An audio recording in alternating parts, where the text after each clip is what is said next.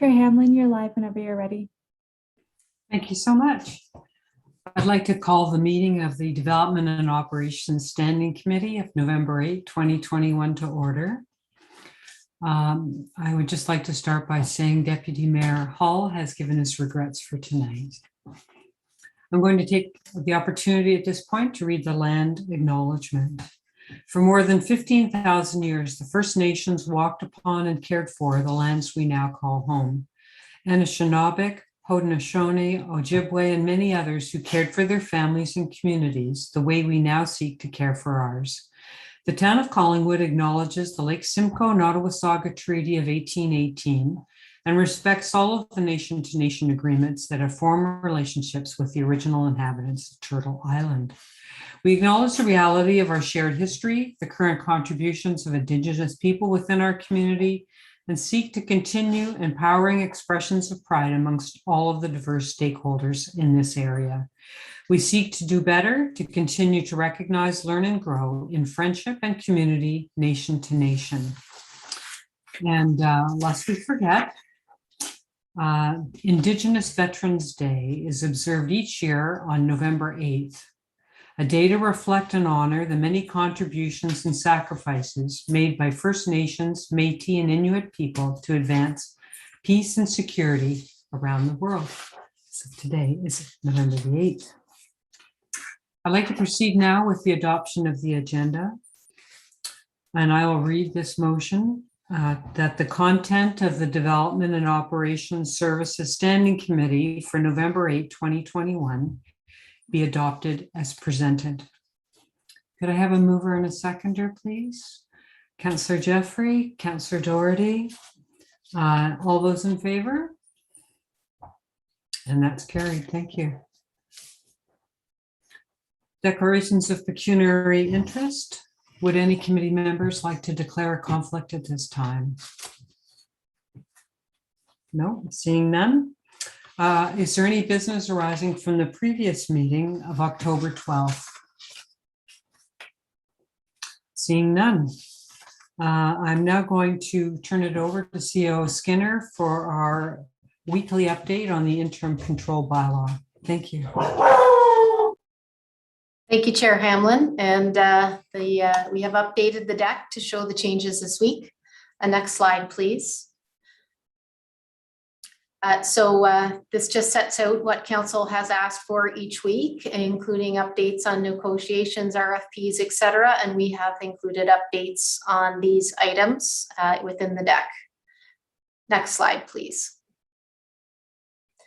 The situation remains the same, although we've made substantial progress. And I just briefly, the water supply in the tap is safe and available. Council's been very proactive and transparent to drive forward, seeking further capacity and managing the remainder. We have used an interim control bylaw to temporarily and transparently pause development, although all of the ready-to-go development applications for 2021, getting into the first quarter of 2022, have been approved to move forward, and most residential renovations and additions can continue. Council had asked us to look at a UV option and maximizing our chlorine, which we have done. And there was some good news from that review in that we will be able to meet our expected growth if the plant expansion is completed at the end of 2025 or early 26. However, there still is a need to be very prudent with our water and to make sure that those projects are in fact delivered. And our land use policy and accelerated construction of a new plant are underway. And I just want to say something. I believe I misspoke a little earlier there. We are closing in on the capacity to meet expected growth by the end of 2025. I think I had stated we can meet, and that was an error in how I had phrased that. So it's good news, but we're not out of the woods yet. Thank you. Next slide. I'm first going to talk about the plant, so water capacity, the ability to produce water. Next slide. So there is some very good news with the negotiations and information that's gone back and forth between Environmental Services and our Director Peggy Slama with the Ministry of the Environment, Conservation and Parks. We have a new permit to take water, and it's a minor adjustment to the existing permit that increases the instantaneous taking. So that allows optimization so that we can increase the capacity of the phase 1 expansion from 52 cubic meters a day or megaliters a day to 58. So we're just working through the implications of that, but it's exceptionally good news. And as I understand it, it has to deal with some of the spikes when maintenance is happening with some of the filtration systems that allows us to get to that much higher level or somewhat higher level. We're continuing to award the ultraviolet service contract. We have the pre-selection for the membrane treatment process for the new plant that was issued October 25th. And on November 11th, the pre-qualification request for proposal for our general contractors to build the new plant will close. And if you'll recall, that process is a new one where we're looking for up to 4 contractors who will participate with us through the design process to make sure that we have a plant that's easy to build and will be easy to bid so that we don't have surprises in the construction process. So that's another attempt to make sure that we've used the most intelligent and cutting edge processes that we can to deliver what council is looking for and that our community needs. We have the consultant work in process for the third-party review of our chlorine addition, and they are also supporting our approach for tracking services allocation.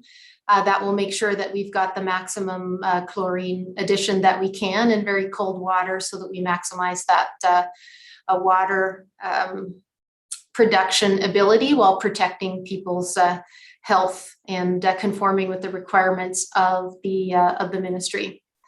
And there was a meeting today with the municipalities along the pipeline that supplies water from Collingwood going south from here that R.V. Anderson, Simcoe County's consultant, had organized, and they were looking at water supply as well as wastewater opportunities for our mutual benefit of the many municipalities along the pipeline. So I expect there'll be some outcomes from that as the analysis moves forward.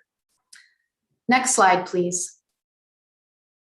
No updates to this slide 6. It's just a graphic that talks about what we're planning to do by the winter of 25-26. It is currently on track, and we're working through those procurement items that I mentioned earlier. And we do have some procurement backups, but we think that they're manageable at the moment. Thank you. Next slide. No changes to the remaining water supply slide. Number 7, the amount of water remaining at 497 single development units remains accurate. And should the additional UV ultraviolet treatment in the existing plant be installed, which is our intention by before the winter of 23, that amount would increase to 1,288 single development units year round.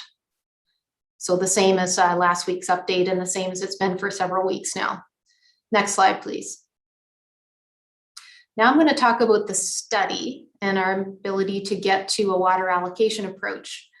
Next slide. So we did have an exemption process that was to get us through the study period. And afterwards, pending council's approval, water would be managed according to the study recommendations. We have received several queries lately from smaller individual projects and from at least one developer questioning whether the council would be willing to make further exemption decisions prior to finalizing the study. So we've just been working through those to determine if staff should make a recommendation to council on that front. As noted previously, we have followed up with everyone who did and didn't receive an exemption who'd applied previously. And otherwise, if you're unsure whatsoever, you can contact the planning or building departments to see the status of your exemption request and what to do next. Next slide, please. While the slide is changing, I did want to emphasize to anyone who is moving through the planning process that planning has not stopped. You can still move through the process up to the point where you need a council decision. And we are recommending to council that they receive the output of the study, the land use planning study, prior to advancing new planning approvals outside of exemptions. This slide, number 10, is a detailed schedule, which has not changed in the last several weeks. It just added a big green arrow that says we are here. And there is a meeting in this meeting agenda tonight. There is a report from the consultant to this committee, hoping that you will also recommend to council that we move forward toward our public consultations. So there's been some good updates there. Next slide, please. What happened since the last update? The input from the interviews of members of council and the earlier input prior to council from staff was incorporated into the proposed policy that you will see tonight that will be proposed to go to council. And they're going to talk about who they would then talk with in the community to get wide community input into the final recommendation to council for December. Next slide, please. This is the final piece. It hasn't changed since last week. On the left, we're looking at of the 40 projects that council provided an exemption for to go forward this year or into early next year. We've had about 35% of those who have building permits issued. That's the blue on the left pie. So there's about 61% or 23 projects where we haven't received applications for building permits yet. So there's quite a bit of work that could yet go forward late this fall or early into the winter in Collingwood. The right side of this slide is the same information. It's just provided on a water basis instead of a number of projects basis. So we have in fact allocated or we have building permits issued that represent 42% of the exempted projects that council approved since the ICBL has been in place. And with that, that's the last slide. I will turn it back to the chair. Thank you. And any questions? Thank you, CAO. Would any of the committee members have questions at this time? Seeing none, we have 3 staff reports on our agenda tonight. The first one, which is item 6.1, the staff report is C 2021-20 High Street Road Widening, Block 314, and this is on Plan 51M 1170 Summit View Subdivision. And Deputy Clerk Dahl is going to make a presentation on this matter. Thank you. Thank you, Chair Hamlin. I do have a slide just showing a map of what the property is that we're talking about this evening. So in the Summit View Subdivision Agreement, the parcel that's highlighted in purple there was to be dedicated for a road widening of High Street as part of the subdivision development. Part of the subdivision, I believe phase 1 is fully built out now and properties are being sold. As part of the clearance of the property title searches that are done when these properties are sold, and encumbrances come up with this block 314 not being properly dedicated as road widening for High Street. There was a bunch of parcels within this plan of subdivision that were transferred to the town of Collingwood at the same time. And generally when they're registered with the land registry office, they have to indicate specifically their purpose. This one was unfortunately missed. To correct that, a bylaw is required to be passed by council dedicating it as part of High Street. So this is just a housekeeping matter, and I'd be happy to answer any questions that the committee has. Thank you, Deputy Clerk Dahl. Would there be any questions or comments from the public on this report?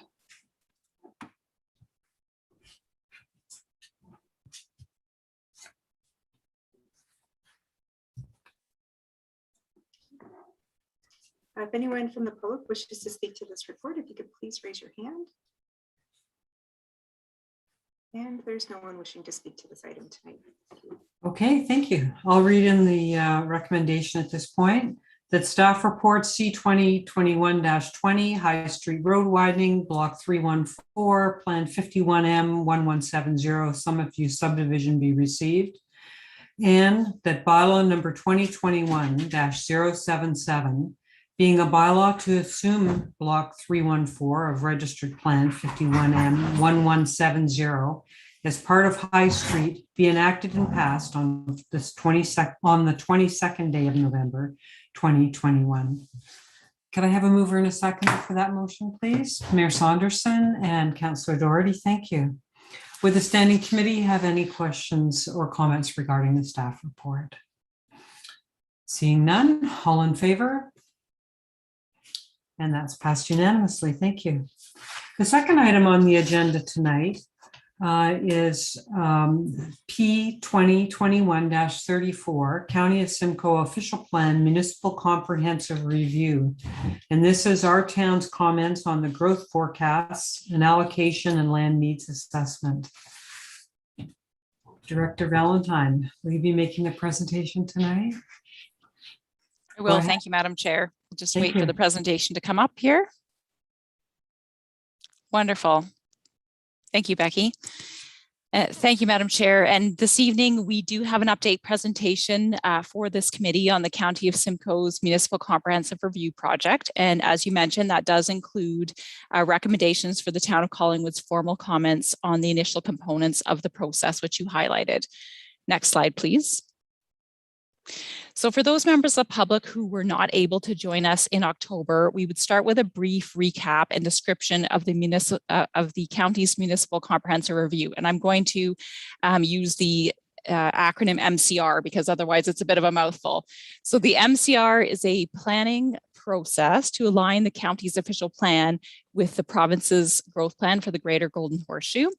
And the growth plan is the Ontario government's initiative to plan for growth and development in a way that supports economic prosperity, protects the natural environment, and helps communities to achieve a high quality of life in recognizing that the Greater Golden Horseshoe is one of the fastest growing regions in North America, and growth should really be planned for in a way that benefits communities and represents the most sustainable development possible.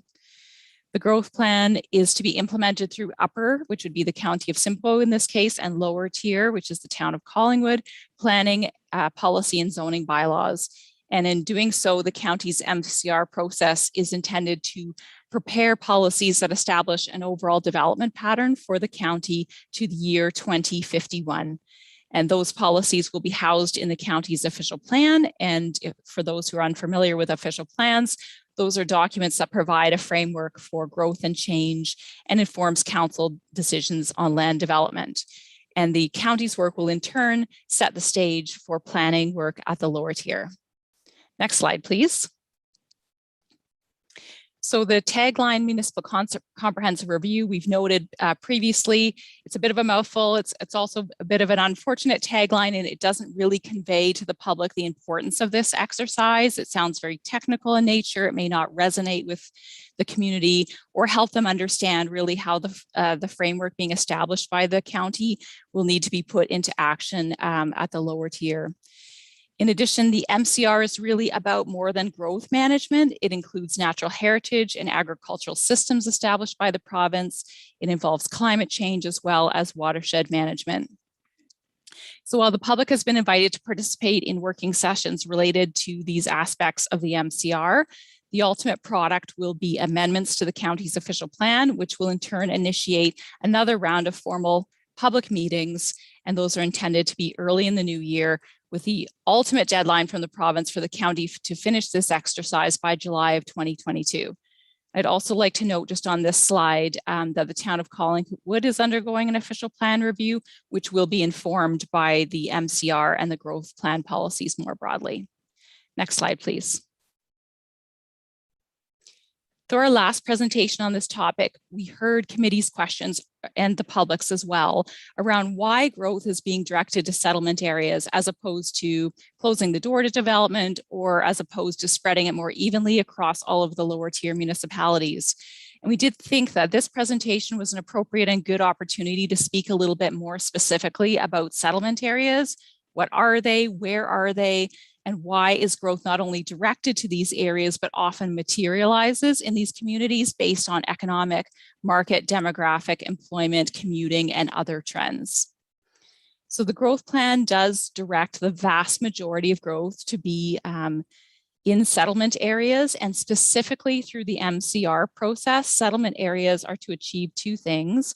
One is intensification targets for our designated built up areas. So those are parts of the town that are already developed and where we would anticipate that growth would be largely through infill and redevelopment.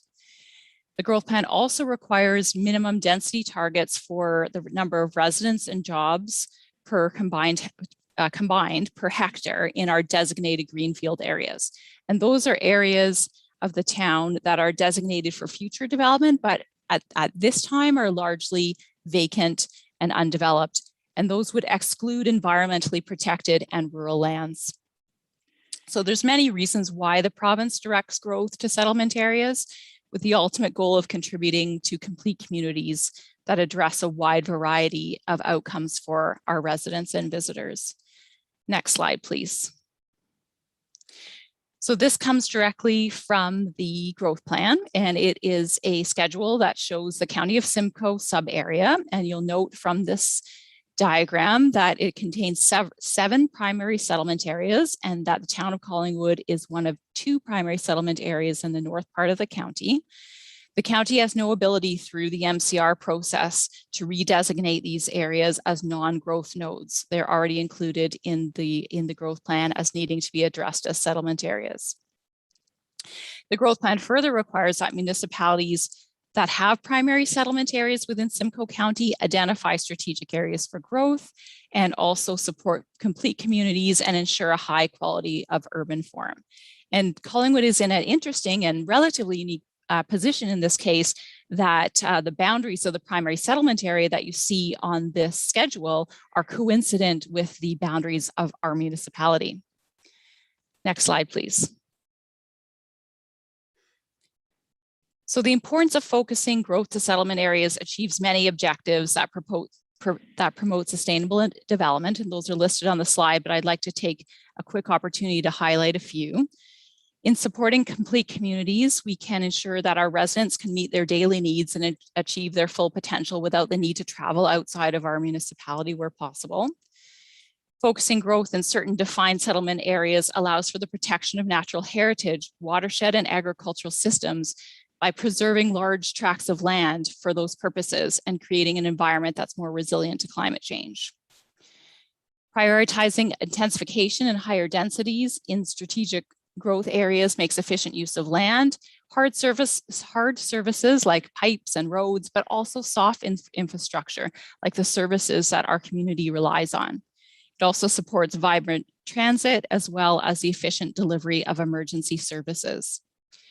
Focusing growth to where hard and soft services exist allows us to support a mix of housing opportunities that would meet the diverse needs of our residents. And when people can live close to where they work, where they shop, where they play, where they are educated, that means driving less and mitigation for climate change through that process. Concentrating a variety of employment options within settlement areas contributes to a vibrant economy, especially in our downtown areas, provides for diverse employment opportunities for residents, and allows us to be flexible to capitalize on employment trends as they emerge. Complete communities where services and facilities are located in close proximity supports active transportation and allows us to develop a more walkable community. And lastly, and importantly, the integration of land use and planning with investment for infrastructure and public services is really paramount. It generally costs less to use existing hard and soft services than continuing to build new ones. I do want to say to committee and the members of the public listening that what being in a primary settlement area does not mean is that we would recommend or intend to build on all the land anywhere within the boundary of the town of Collingwood. As noted, the growth plan requires us to be thoughtful about where growth should occur and ensure that growth is directed to areas that are prioritized, that allow us to protect important natural heritage features and allow for the orderly build out of the municipality, supporting a mix of housing uses, of housing units, among other matters. And while the projected population growth in the town of Collingwood, in accordance with the draft MCR numbers of 17,000 people, I can definitely see why that may cause some anxiety, but it's important to note that this is over a 30-year time horizon and growth trends are monitored periodically and there are opportunities to adjust our planning policies and processes. However, the risk of not planning for forecasted growth based on a variety of trends which the consultants have looked at does provide for a situation where infrastructure investment may not keep pace with demand. And it also provides local councils with the opportunity to be thoughtful on how to accommodate growth in a way that meets the community's vision. Next slide, please. So returning more specifically to the MCR process, since we last briefed committee on the draft growth and settlement component, there's been a number of milestones that have occurred. The staff report and resolution that was last passed by committee and ratified by council, the one that encouraged public participation and the sharing of information between the county and the town, was forwarded to the county, and the county has been providing the public input to the town as per that resolution. Background and technical information was also released by the county on the climate change and watershed components of the MCR.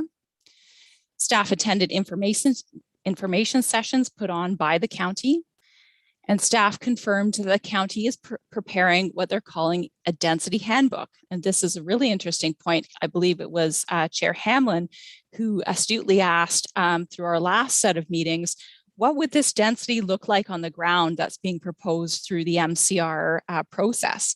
And that's a really tough question to answer because it depends on the built form. If we're going to suggest that increased density be accommodated mainly through high-rise apartments, that would look very different on the ground compared to accommodating the same density over a larger area through secondary dwelling units. So the county can appreciate that this is a question that this committee and council and the public is looking to have answered, and they are preparing a document that will show in a number of different built form options how the densities being proposed can be achieved. So we await that product with great anticipation. Staff also compiled a list of outstanding questions for the county and the consultants and facilitated a meeting between the consultants. We reviewed all of the available public submissions that were forwarded to us. We met internally with our climate change specialist and economic development manager, and we also confirmed the result of the consultant meeting, and that is highlighted within the staff report associated with this topic. Next slide, please. So as a reminder, the town of Collingwood was seeking to understand the differences between the growth forecasts in the town's official plan update project and the county's MCR. So you'll note from this chart that the employment projections are now pretty consistent between the town and the county's work. On the other hand, the population growth was thought to be stronger by the town's consultant compared to the draft county projections. However, the primary issue was the way that that data was taken and translated into land needs. Basically, how much land do we need to accommodate those growth projections? So staff requested further information about the assumptions and the methodology followed by each process to better understand if the numbers could be more closely aligned. And alignment is important in order to provide consistent guidance for long-term residential and employment growth patterns and land use planning decisions. So the county and the town consultants did meet, and they agreed that while different assumptions were used by each in their land needs assessment, the results are not as far apart as initially thought, and they may be rationalized with a couple of minimal changes. From a housing perspective, it was considered important to disaggregate the land needs between the built-up area and the designated greenfield area. The reason for this is because forecasting land needs within the built-up area is much more challenging due to a number of uncertainties in accurately estimating how much growth could be accommodated through infill and intensification. The important conclusion, though, is not necessarily the land surplus or deficit estimated in this area, but that both consultants agree and are united in their view that the 50% proposed intensification rate is attainable within the town's existing land supply of the built-up area. The other conclusion to draw from this table is that both consultants are projecting a surplus of land in the designated greenfield area, and that would mean that there doesn't appear to be a need or justification to designate more land in the town of Collingwood to support residential growth to 2051. On the flip side, both are forecasting a deficit in employment lands over the same horizon, and that would mean that the conversion of lands designated for employment uses to other uses would be difficult to justify. However, the consultants and staff have identified that there is one area where closer alignment is valuable between the two forecasts, and that is in the housing mix that is being foreseen for the designated growth area. And we would like this to better reflect the market demand for higher density units and the unit mix that we anticipate to be coming on the ground through existing planning approvals, as well as was recently highlighted through the results of our Attainable Housing Task Force and their recommendations, allowing for a greater mix with more of an emphasis on higher density residential development, can provide more attainable housing options for our labor force and support the town's economy. Next slide, please. So overall, staff in consultation with both our consultant and the county's consultants are recommending 3 substantive comments on the growth management component of the MCR at this time. The first is the closer alignment in the forecast, allocation, and land needs assessments through 2 amendments to ensure that projections for residential units and land needs in our designated greenfield area provides for a stronger focus on higher density residential types, yet continues to recognize that single and semi units will still remain an integral part of the housing mix that would support the town's future growth. The second is related to the approach of dividing the county in northern and southern regional market areas, and that this division should not unnecessarily preclude the growth in northern settlement areas that are regional service and tourism centers. So county staff have heard this comment through our last staff report and indicated that this isn't the case, that the northern and southern market areas were reviewed with the same trends, demographic and employment, et cetera, in mind. And they have made adjustments to the employment projections for the town of Collingwood that have assisted in waylaying this concern. But as the growth management numbers are still in draft, we felt it was important to reiterate this point through formal commenting. And lastly is the assumption that the town of Collingwood will provide infrastructure to support growth in other communities in the county is not feasible or appropriate without further investigation and support for the town as a regional hub. And some examples would include the provision of municipal piped water, healthcare services, and arts and cultural infrastructure that benefits communities far beyond Collingwood's borders. Next slide, please. So as noted on the progress slide, the county released background technical documentation that will support updating climate change and watershed planning policies in their official plan. And while the information will be vetted from a technical perspective by conservation authorities and others with the necessary expertise, staff are recommending that the town supports 3 items. Firstly, that climate change mitigation, resiliency, and adaptation should be integrated into the principles of, into our land use planning framework. We're also recommending that the watershed is the appropriate geographic level for which to plan for water resources and associated land use impacts. And lastly, the county continue its lead role in climate change and watershed planning. Next slide, please. From a process perspective, staff are recommending to continue to highlight the message which we've previously provided to the county for the need to allow for ongoing dialogue and the provision of timelines, supports, and resources that allow for meaningful public and municipal feedback through the balance of the MCR process. Next slide, please. And in terms of next step, if supported by this committee and council, the staff report in your agenda package would be forwarded and provided to the county as the town's formal comments on the MCR items that have been released to date. It is also expected that municipalities will have a further opportunity to provide feedback on the policies developed to address growth management, climate change, and watershed planning. And the last slide, please, Becky. So we also felt it was important to share this slide again so that members of the public joining us are aware of specific dates and deadlines associated with the MCR process. And in addition to this list, we also received a notice just earlier today that County Council is receiving an update on the MCR project on November the 9th, which is tomorrow, but no decisions are being made at that meeting. And just before concluding, Madam Chair, I wanted to recognize the hard work of community planner Nathan Wukash on this file. He's not able to be here tonight, but did contribute to the staff report and presentation. Thank you very much, and happy to answer any questions at the appropriate time. Thank you very much, Director Valentine. Are there any questions or comments from the public? Thank you, Chair Hamlin.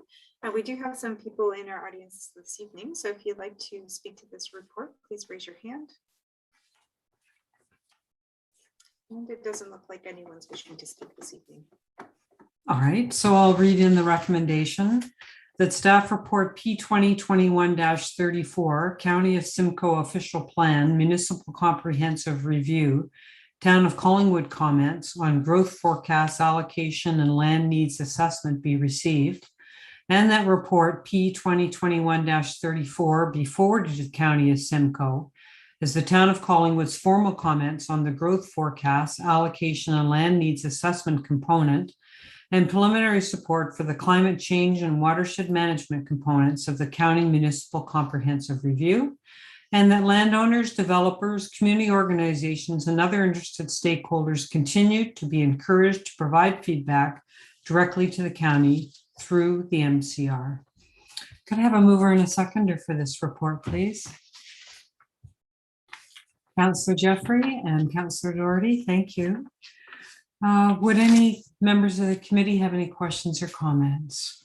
Mayor Saunderson. Yes, thank you, Madam Chair, and through you to Director Valentine. I'm just trying to get an understanding of the number forecasts. Are they forecasts or allocations, and what input do we have in terms of those numbers? Through you, Madam Chair, to Mayor Saunderson, that's an excellent question. And I would say it's a combination of both. So the county is required to allocate growth to the lower tier municipalities.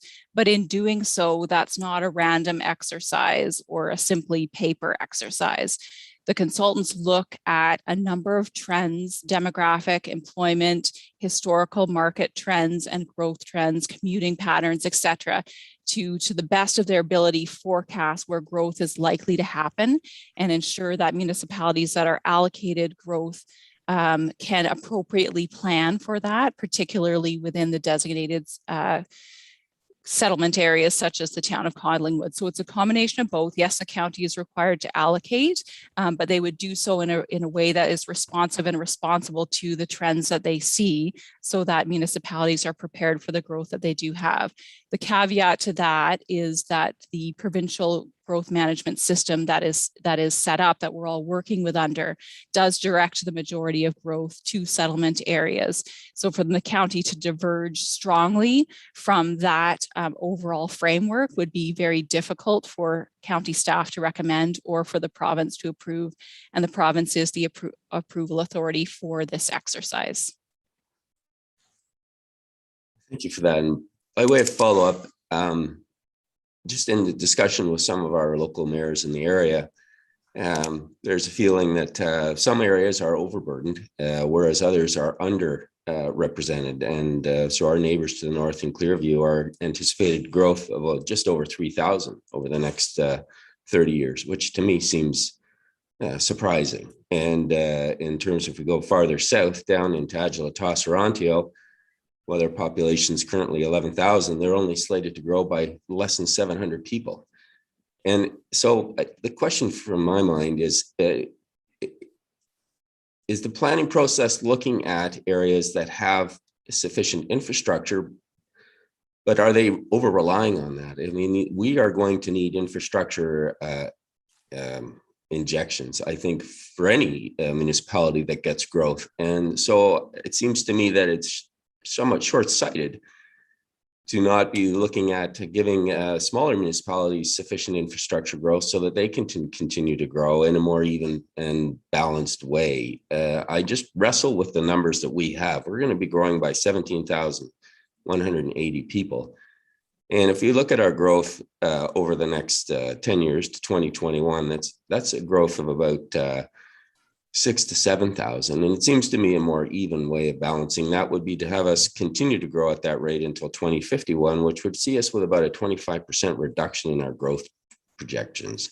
And I just wrestle with the amount of population increase that's going to be foisted on our community. And I'm wondering if there's a way for us to push back at this point in time while the numbers are still draft. Through you, Madam Chair. Yes, through you, Madam Chair. Again, to you, Mr. Mayor. The county is asking for comments at this time. As you noted, the numbers are still in draft. The presentation indicates the planning reasons why growth is primarily not only allocated, but forecasted for areas that have existing infrastructure, both hard and soft, and the benefits of doing so. So council can certainly recommend a reduction. That doesn't mean the growth won't happen. As I mentioned, that the allocation is one part of it, the forecasting is the other part, and they're not just looking at perhaps community desires, but they're looking at growth patterns that we've seen historically and more recently, commuting patterns, where the employment is, where the land supply exists, where people want to live, basically, which is often in settlement areas near where services and jobs, et cetera, would exist. So while council can certainly make a comment to reduce the growth allocation, the risk to that is that we may not be appropriately planning for growth that is going to come, and that our infrastructure, for example, may lag behind that growth. Okay, thank you for that. Well, I may, when we get to the motion, I may come back with an amendment, but I'm content for now. Thank you for those answers, Director Valentine. Thank you. Would anyone else have any comments or questions? Councillor Doherty. Thank you, Chair, and through you to Director Valentine. First of all, I'm very much in agreement with Mayor Saunderson's comments relative to our growth allocation. We are being asked to account for what was 5% of the total population of Simcoe County to now 8, or rounded off, I guess, 9%. So it is quite a jump, and it seems that there are multiple implications to that kind of density in what has historically been a small town. And I certainly would be very supportive of asking the county to reconsider the growth allocations to other municipalities within the county. My second concern, and this is a very strong concern, is the employment to population projections / allocation for this municipality. In our growth management document or study that was undertaken by our planning consultants last year, they flagged the fact that our job to population ratios are a little off. They were suggesting that going forward, it would be necessary for the number of jobs to population to increase. And what we're seeing, and I'll just illustrate, if we look at population to jobs in 2016, jobs were 51.9% of population. If we jump to 2031, that proportion drops to 46%. If we jump to 2051, that proportion drops to 44%. So not only is that becoming unsustainable, from the point of view of revenue generation and from the point of view of the kind of demographics that those ratios will facilitate, but it also is suggesting that our residents may have to continue to commute to the southern portion of our county or to the east, that is to say in the Barrie area, where more jobs have been allocated. And if we assume that the nature of those jobs will not change, they will generally be higher paying jobs than what we're seeing today in the town of Collingwood for the most part. So I really feel that we're missing the mark in terms of a complete community when suddenly the nature of our community becomes residential overweighted. But then that also has implications from a climate change mitigation standpoint, in that commuting is not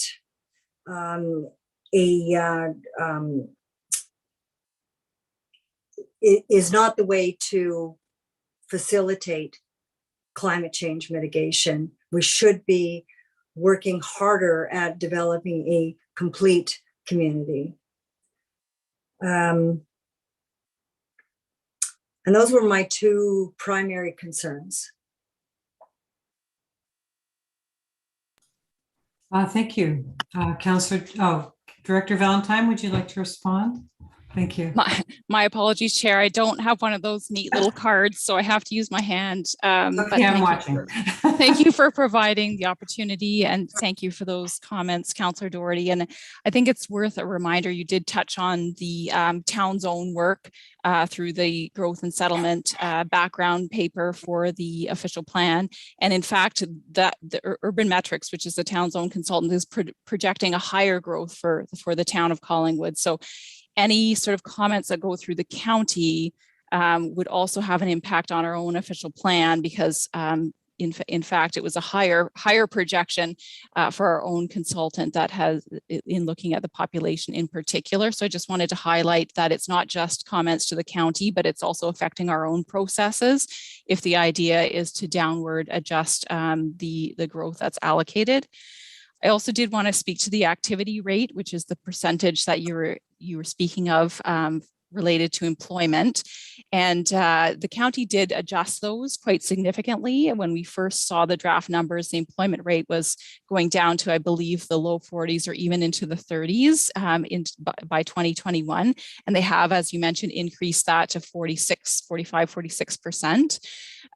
They did note that they downward adjusted the activity rate for all municipalities across the county. Now Collingwood is consistent. We were even further down than the other municipalities, but now they brought us up to be consistent with the other local municipalities. And they indicate that they wouldn't be suggesting a higher activity rate out that far in the projections because of the demographic shift and the aging population across the county. So that was just sharing what their rationale was for a decreasing employment activity rate, but the positive news is that it was still upward adjusted for the town of Collingwood in response to concerns that were raised by staff. Thank you.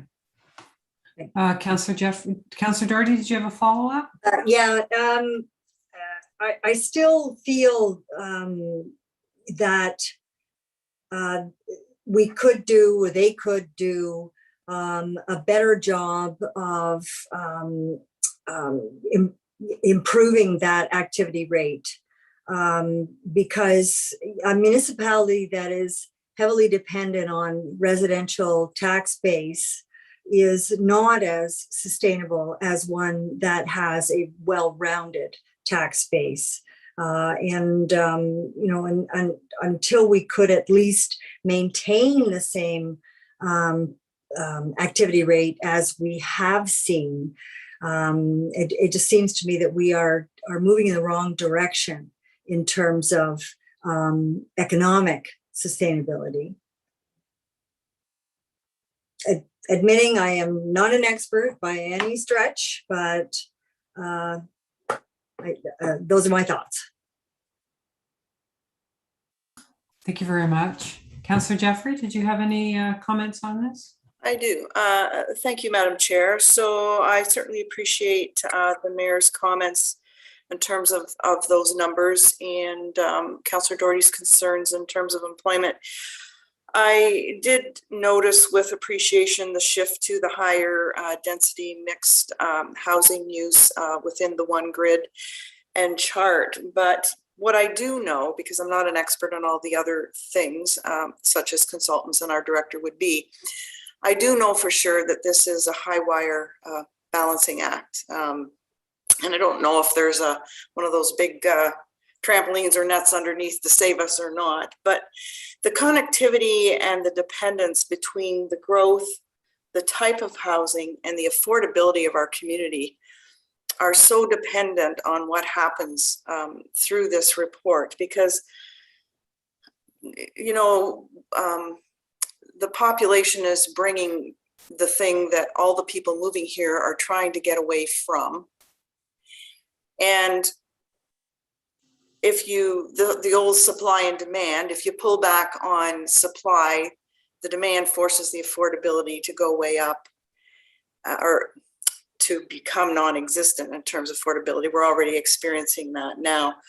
So it's one of those where I still have a lot of angst after reading this, because I think when the primary settlement areas were very first put in place, the whole idea was that the province was going to invest into these areas to help with that infrastructure. So I do see staff's comments in that regard. But as far as I can tell, that has never happened. And they're relying on us to come up with solutions for their provincial woes. And so I sit here with not really having solutions at hand. I only know that what I see, while is an attempt to help us, isn't really solving anything, or maybe there's a next step after this, which is going to help us. For example, in British Columbia, some municipalities have eliminated single family dwelling building, and they're only going with high-rise buildings to protect their green space and prevent the chewing up of greenfield space. And I do know that was considered at the Affordable Housing Task Force. So just those comments, and I'd be interested to hear if there's any consolation that the director can give me, but I do have a lot of concerns that just don't seem to get solved through these processes. Thank you. Thank you, Director Valentine. Thank you, Chair Hamlin, and to the councillor. There's a lot to unpack there, and I tried to write down what I was intending to say, and I will make an attempt. So a couple of things that should committee and council wish to provide comments to the county to downward adjust the growth. As I mentioned, that will be quite difficult for the county on a staff level anyway, to adopt and forward to the province, because it would be different than the overall provincial growth plan would direct. But you do bring up a good point. I mean, the logical conclusion of decreasing our growth would be to de-designate lands that are currently designated for development. And as you mentioned, if you curtail supply and the demand doesn't go away, because like I said, you know, we can say we don't want growth, but it doesn't mean it won't come, that will only exacerbate the housing crisis that we find ourselves in. So it's certainly absolutely something that needs to be considered.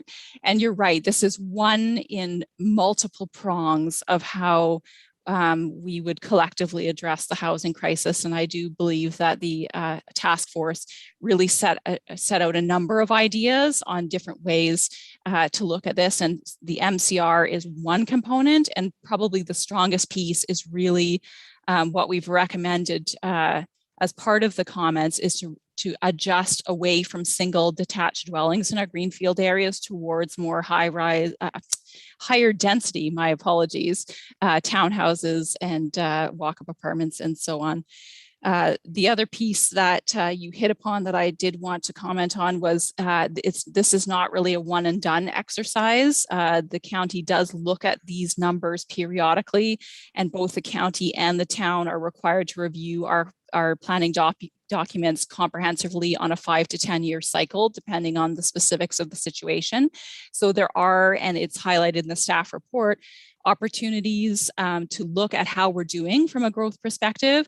Are we exceeding or are we not attaining the forecast, and the ability to adjust our policy response at those nodes. So thank you for those additional comments. I'm not sure if it provides you comfort, but certainly does provide an opportunity to see the bigger picture. Thank you. So thank you. I have a few comments as well. My computer says my internet is unstable, so we'll see where this goes. It has struck me that one of our problems that we're facing is that the province never released the results of the review that they did of the regional governments, including the county of Simcoe. And we don't know whether the two gentlemen who did a report would have recommended the changing of our boundaries. But it does strike me that Collingwood being a settlement area it doesn't even make sense. I mean, it makes sense because we are growing, but you know, perhaps a wise person would have said Collingwood's boundaries, and I'll throw this out as an example, should have included Clearview. And let's face it, from Collingwood to Clearview, it's the same distance as driving from one part of Barrie to the other, right? I mean, we have historical differences, but just because of where the boundaries are of our municipalities, we get these distorted views of where all the population's going. And if we're providing services in any event, I'll just say, for example, I know Clearview would love to have some of our capacity so they can open up some of their development that's planned in Ottawa, and I don't know what else might be going on there. But it just does strike me that it's very odd for us to be piling on, you know, a doubling of the size of Collingwood, where, you know, we go 3 feet into the adjoining municipality and they're going to be greenfield forever. It's like for 30 years. I'm just saying none of it makes sense to me. So I just had to share this with you. So in other words, I do share the mayor's and, you know, the others' comments on this. In terms of the economic development potential here, the numbers that the county are using for jobs, is that a cap, or how do we interpret that? And this is my question to you, Director Valentine. Thank you, Madam Chair. And that does go back to the mayor's question about allocation versus forecast. So if we were to exceed the allocation or do better than the forecast would predict, then there would be an opportunity to take a look again, like I said, at the periodic opportunities to reevaluate how we're doing and how our policies are responding to employment trends, to look at if we've overstepped what the projection was. So no, it's not a cap. This is the best estimate from our own consultant as well as the county's consultant at how we should plan for employment growth over the coming decades. And you'll note that both did suggest there was a shortage of employment land, not in the immediate future, but to 2051. So that's certainly something that we'll need to keep on our radar and monitor closely. I raise this in particular because, this exercise is a lot of where are we today? And let's assume it continues. And I have to say, I hope for Collingwood, we're going to see a lot of change here in terms of where we're going to get employment from. We have an innovation hub coming, we have an enterprise center, business enterprise center that's encouraging startups. And it's one thing to say the history of everything north of Toronto should be manufacturing. And if you're not close to a 400 series highway, you're not getting any employment. I hope that that's not going to be our future of our town. I hope that, it's not going to be manufacturing and we won't be totally reliant on tourism. And so if, there's not much we can say today because we have a lot of economic development to push ahead of us to change where we are today. But I get some comfort from what you're saying that these numbers aren't in stone and we'll have a chance as things unfold to do better. We don't want to be totally reliant on manufacturing jobs in Barrie. And I think the other comment I have in this regard is I'm sure the demographics of the county attributing to Collingwood have reflected our tendency to attract older members of the population. But we've seen more recently that we're getting younger families in Collingwood. And that may also drive the need for a greater employment base here. I think we're going to see this trend continue to see the younger families here. I hope we will. And I certainly won't be resting on, I hope we get more 70-year-olds who are retired and don't need jobs. Because that's a no growth scenario and just an ever increasing amount of taxes on our residential tax base. So thank you for that. And lastly, I just really wanted to ask the question about, I was very mindful of the comment in the report, and this will be a question to you, Director Valentine, as well, about the county looking to Collingwood to provide infrastructure for other communities. And that if we were to go down that route, we should be looking for financial contributions, a recognition of Collingwood as a regional center, and so on. Could you explain that a bit more, please? Thank you, and certainly, Madam Chair, and this hits on, I think, a number of comments that we've heard today from this committee, is that, and I think it was Councillor Jeffrey that indicated, if we are designated as a primary settlement area, but would require some supports that have not to date, in the opinion of the councillor, manifested themselves.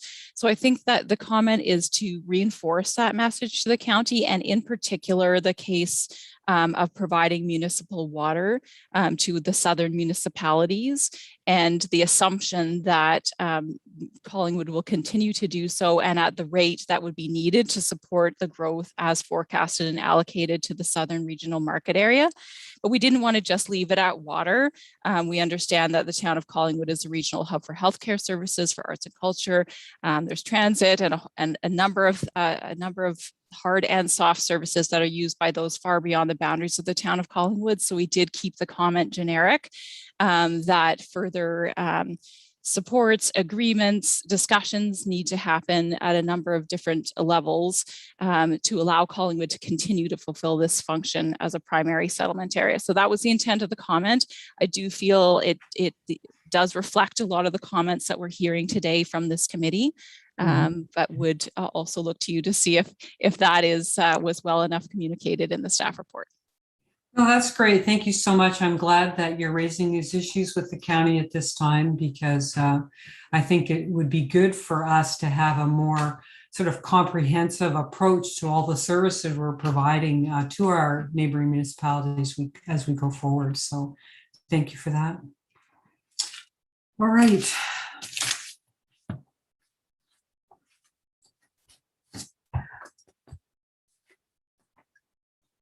So I guess at this point, is there an amendment? Yes, Mayor Saunderson.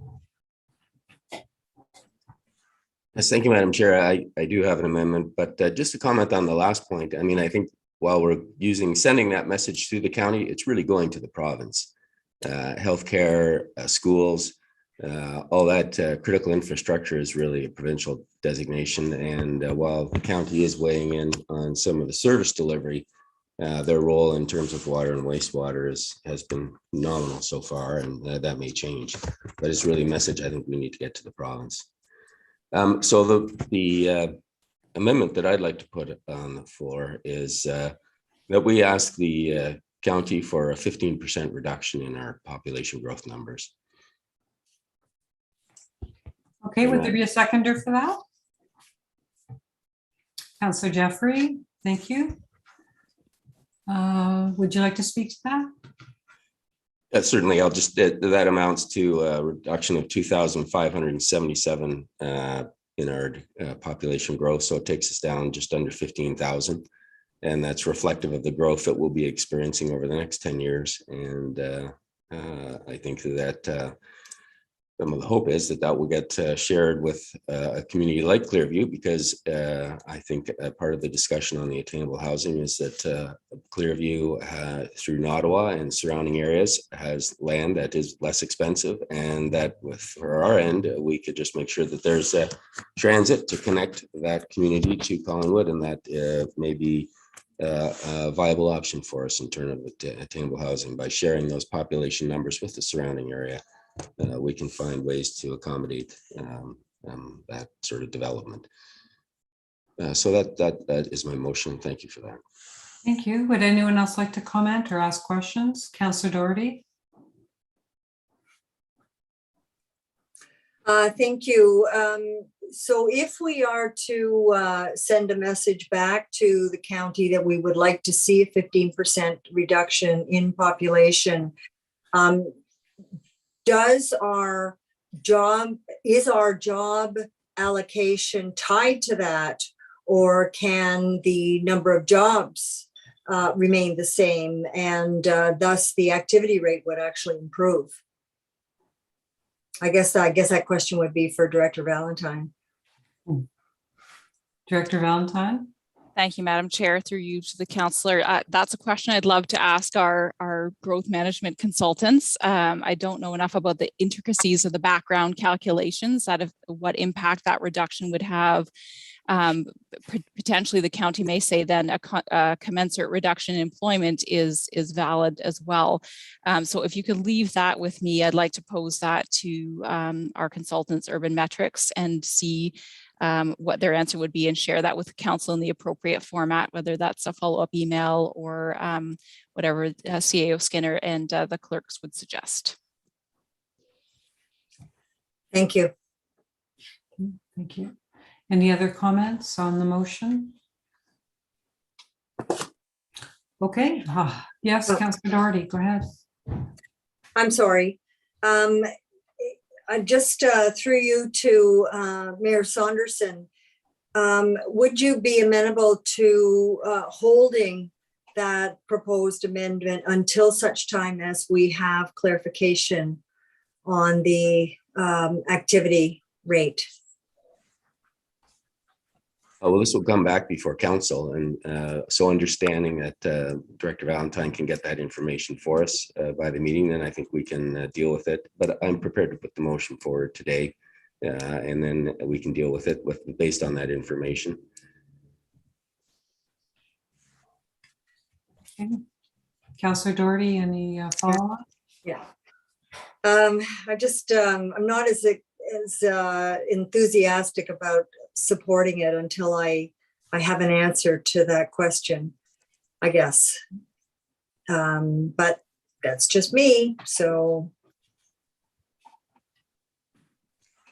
Well, I would say in the 2020 or 2019 Maclean's rankings, they found that 66% of our working population lived and worked in the Collingwood area. So I think we do have a nice circular economy that way, and it has been diversifying since the closure of the shipyards. We have still some significant manufacturing with Pilkington and Canadian Mist. We also have some boutique manufacturing with McLean's Engineering and Agnora Glass, and we are also growing our Tech Hub North. So I think the economy, we are developing in positive ways. I think we've seen with the local or the recent influx that we have a lot of telecommuters. The COVID has changed that world, and I think we're going to take advantage of that. And so I guess at the end of the day, what we're looking at is balancing the growth demands and looking at the impacts for our community when we're talking about things like traffic, congestion, speed limits, all of those things. When you increase our population by 17,000, is going to be an increasing burden. So I am mindful of the correlation between the growth numbers and the job numbers, but I think our economy is firing strongly. I think that will continue. And I think really where the pinch point is going to be is how much do we want to control the influx of our population? And I think that's the main driver that I'm looking to address in this amendment. Okay. I have one question too, and I'm not sure who this is directed to, but with the 17,000 population, and now perhaps if it's less by almost 2,600, as the mayor's suggesting, do we have the road capacity to accommodate that growth even? You know, with the master servicing plan the master traffic report that we have before us, it's based on much lower traffic volumes. And it's showing that First Street will be at a complete standstill before we know it. Can we, you know, I guess what I'm speaking to is whether the mayor's numbers are even too optimistic for what we can accommodate here without major changes to, you know, the fabric of our town. Director Slama, you've popped up. Would you take a stab at this? Thank you. Thank you, Chair Hamlin. So a good comment. I haven't spoken with Manager Velick and considered the implications, right, of the higher population, you know, with traffic. We haven't gone back and looked at the allocation populations and what was included in our master transportation plan. So that would be something else we'd have. I would need a bit of time just to get back to committee and council on. Thank you for that answer. So my next question, Director Valentine, is how do we handle this at this stage where, you know, the existing growth projections, which are much lower than this, basically said our town's at a standstill unless we get a bypass. And there's never been a movement by the province or the counties to take the stand to get a bypass around Collingwood. I mean, does any of this make sense? Do you have any answer to me? Thank you. Thank you, Madam Chair. The bypass is certainly something that we're looking at and working with Director Slama's groups to address through the official plan review process. I understand it's been talked about a lot, but it's not ever been shown as a corridor or a notion within the planning policy, but maybe something that is warranted based on the uptick in population and employment that is expected. So that is being addressed through the larger process. The only thing I can say about the projections is we have 3 consultants, being Urban Metrics and Hempson, as well as, since you're speaking about traffic, I'll just throw in there the consultants that are looking at the water and wastewater or the water treatment plant expansion. We did look at the numbers that they came up with, and they're the same or very similar to Hempson and Urban Metrics. So we've got 3 consultants suggesting that this is the level of growth that we're to plan for. And those consultants have, you know, multiple years of expertise in planning and forecasting. What does provide me a lot of comfort is the ability to look at these numbers again on a periodic basis. And even if the town wanted to initiate that prior to the county's next municipal comprehensive review could certainly do that. So whether council feels that action is required at this time, and what level of message, whether it's 15% as the mayor suggested and how that's justified compared to another number. I mean, that's certainly council's purview, but we do have 3 consultants that suggest that this is the level of growth that we should be planning for. Okay, thank you. I think at this time I'm going to support the mayor's motion and maybe see if I can get more information on this topic before it comes to council. Thank you. All right, seeing no other comments, I'll call for a vote on the amendment to the motion. All those in favor? Okay, that's carried unanimously. And then if I can ask for a vote on the motion itself then as amended. All those in favor? And that's unanimous. Thank you so much. And thank you, Director Valentine. So the last report that's before us tonight is item 6.3. This is P 2021-35 Interim Control Bylaw number 2021-024. Draft Land Use Planning Policy Study Recommendations for Public Consultation. Director Valentine, who will be giving the presentation on this tonight? Thank you, Madam Chair. We do have our consultant here from Meridian Planning to give the presentation. I can provide some brief introductory remarks if that's appropriate at this time. Thank you. Okay, thank you so much, Madam Chair. So as per the usual process, CEO Skinner has provided us with a detailed update on the interim control bylaw and the associated land use planning study. And as I mentioned, we do have Mr. Nick McDonald, who is the president of Meridian Planning Consultants and the lead consultant on the land use study here today to provide us with an update. And in particular, an overview of the preliminary recommendations of the study that would form a policy and regulatory based framework for servicing capacity allocation in the town of Collingwood. Before he moves into the presentation, it's important to note that the framework contains a multi-pronged approach, and all of the documents that were appended to the staff report are in draft format and they're for consultation purposes only. The presentation and the documents are information dense, as you will see, and we understand that committee, council, the development community, and the general public will need some time to digest the content before we move forward into public information sessions.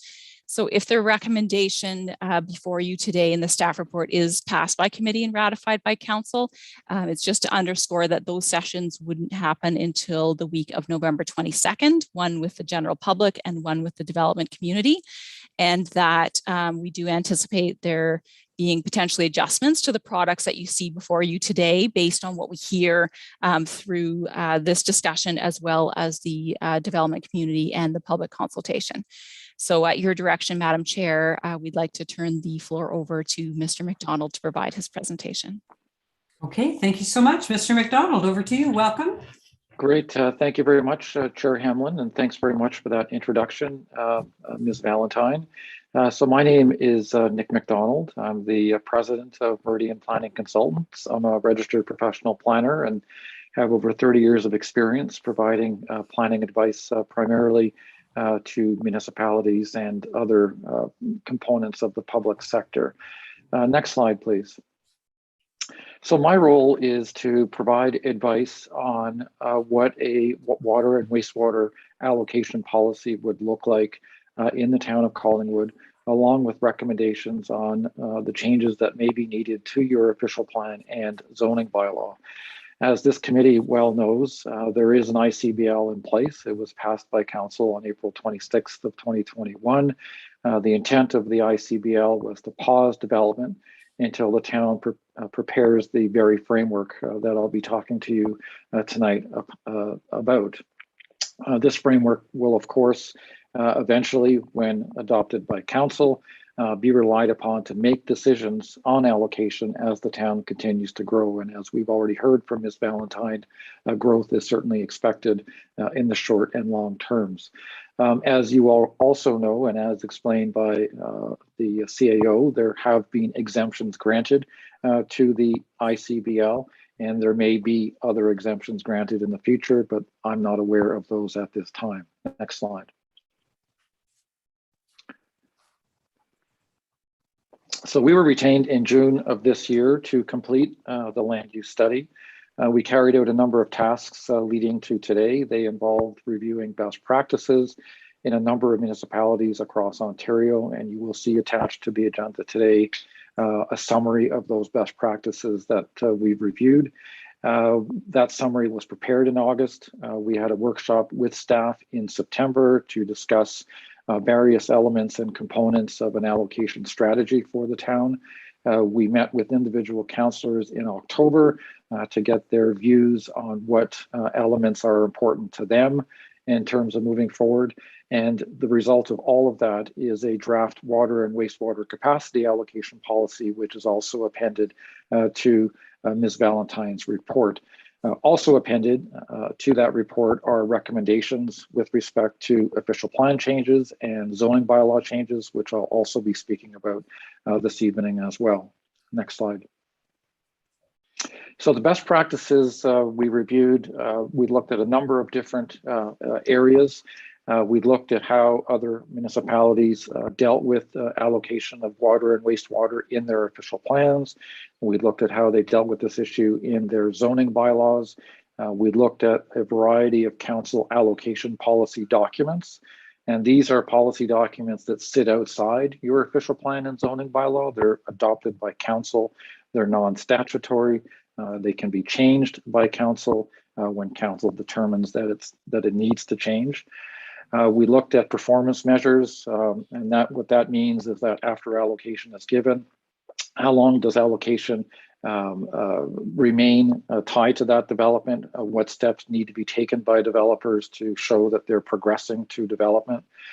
We looked at when allocation should be given at a point in the planning process, and there are various points in the process at which allocation can be given.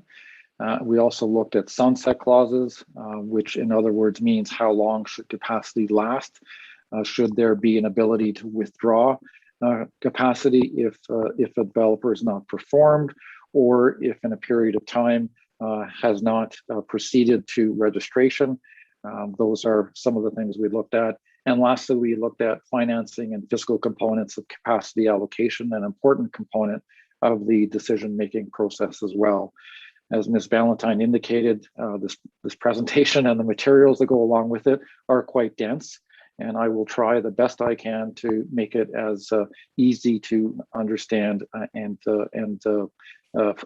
then make obviously decisions on that basis. Next slide, please. So the intent of the recommended allocation policy is to ensure that capacity is allocated in a sustainable, transparent, and orderly manner. Really intended to set the stage for making informed decisions moving forward. Also intended to prioritize allocation to those projects that provide the greatest benefit to the town. We certainly see there being a great opportunity for the town to prioritize how it allocates water and wastewater based on the goals and objectives the town may have in a variety of areas. And I'll come back to that in a moment.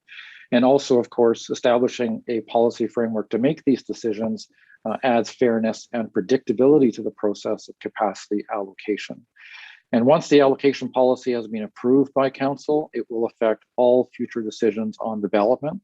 And most notably, it will also apply to those that have already received ICBL exemptions, but who have not proceeded to building permit. And you already heard tonight in an earlier presentation that some of the exemptions have proceeded and others have not. So this policy could potentially apply to them depending on when council makes a decision on it. Next slide. So in terms of contents of the policy itself, they're listed on this slide. So the first thing it deals with is what the unit of measure is for allocating capacity, and that's the single dwelling unit equivalent you already are very aware of, and that's the SDU. It identifies what development is and is not subject to the policy. That has to be very clear so that there is clarity on exactly when this policy affects development. It talks about and deals with when allocation is given and when it expires. It also deals with existing approvals, and there are quite a few of them already in the town. What to do when a Planning Act approval is not required, and that deals with circumstances such as the many vacant lots you have in town and what happens with those through this process.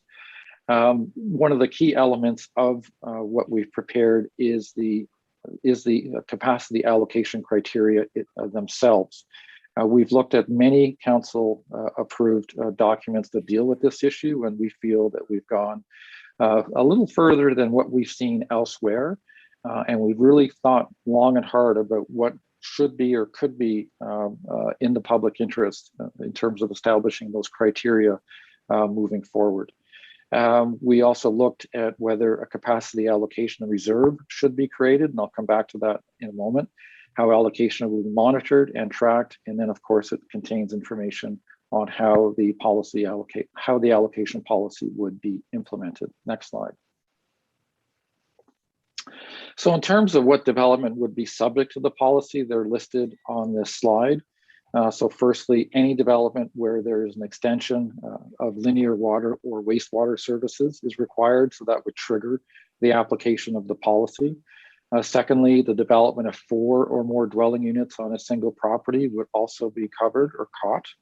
The creation of any number of new lots or units through the plan of subdivision, vacant land condominium description or consent or part lot control processes, any development requiring an official plan and or zoning bylaw amendment if usage and flows increase, and that's a very important point. And then of course, any development requiring site plan approval, again, if there are usage and flows increase. And when I say usage, it's water usage, and flows means sewage flows. And then any other development that results in an increase of 4 or more SDUs. Next slide. In terms of development that would not be subject to the policy, we've identified 5 that would be exempted in the short term and another 2 that would be exempted in the longer term. So the first would be the construction of 2 additional residential units on a property. And these are also known as basement apartments or secondary suites. And as this committee and council is aware, the province is very supportive of these types of additional residential units being developed and has legislation to that effect. And based on my understanding of past trends in Collingwood, approximately 15 secondary suites have been created on average in the last 5-6 years. So we don't think it's a big number, and we think that those could be exempted from the policy, primarily because of the need for more affordable and attainable housing in the town. Number 3, I'll jump over to in a moment, but number 3 are lot additions. So if someone makes an application to expand their property and that expansion doesn't result in additional flows or water usage, that could certainly proceed. Any change of use that doesn't increase usage or flows, let's say you're going from one type of use to another, but the flows don't increase, that wouldn't be caught. 5 and 6 are exemptions that are already built into your current ICBL. So for example, decks, patios, accessory buildings, temporary buildings, and renovations are already exempted. The repair and rebuilding and restoration of existing buildings would also be exempted. The 2 that we don't think should be exempted in the short term until the plant is completed is number 2, which is the development of 1 to 3 dwelling units on a vacant lot. This is something that the town could consider after the plant is expanded, but we don't think the town should consider it at this point. And then number 7 would be any other development that results in an increase of 1 to 3 SDUs. The thinking here is that currently you have a constraint. That constraint will be with you for a period of time. After that constraint is dealt with in 2025, 2026, we feel that this type of development could be exempted across the board so that the policy only applies to larger scale developments. Next slide. In terms of timing and the expiry of the allocation, this is in section A5 of the policy document. The allocation would be given at draft plan approval. In looking at this particular issue, many municipalities, I guess, grant allocation at the time of draft plan approval, but there are a few that do only apply it at the time of registration. We feel that there being a council commitment made as early in the planning process shows that the town is committed to the development. It also provides developers with the incentive to clear conditions and work towards the registration of their plans. So we feel that's the best time for allocation to be given. In terms of how long it would be given for, we're suggesting at this point that all or part of a draft plan must be registered in 24 months or the allocation is withdrawn. And this is designed to ensure that folks proceed as quickly and expeditiously as possible to registration so that the actual development that is proposed actually happens on the ground. So if it doesn't happen within 24 months, the allocation would be withdrawn. We did include a provision for the extension of that allocation for a further 12 months, and that could be considered provided progress was made, and progress includes there being substantial work to the clearing of conditions of draft plan approval. Draft plan approval can always be extended, and we're suggesting that it can be extended once for a 1-year period. Draft approvals sometimes lapse, and the town and any municipality is faced with making decisions on whether it's appropriate to extend them. And we're suggesting that extensions be considered, but only for 1 year and no longer. When draft plan is registered, if they've got the allocation and they've proceeded to registration, then building permits for at least 75% of the lots have to be issued within 3 years of the registration. And the allocation would be generally given in phases of no more than 100 SDUs in each. And each phase requires 75% completion to proceed to the next phase. As you can see, we want to be very careful about how the allocation is given so that it's used appropriately and it's used in a timely manner. The last thing we think the town should be doing is giving allocations that don't end or to large scale developments that take a very long time to finish. We want to make sure that they're given in bite sizes that allow for substantial development to occur on an incremental basis. We would be suggesting that the town use a holding symbol whenever these types of approvals are given.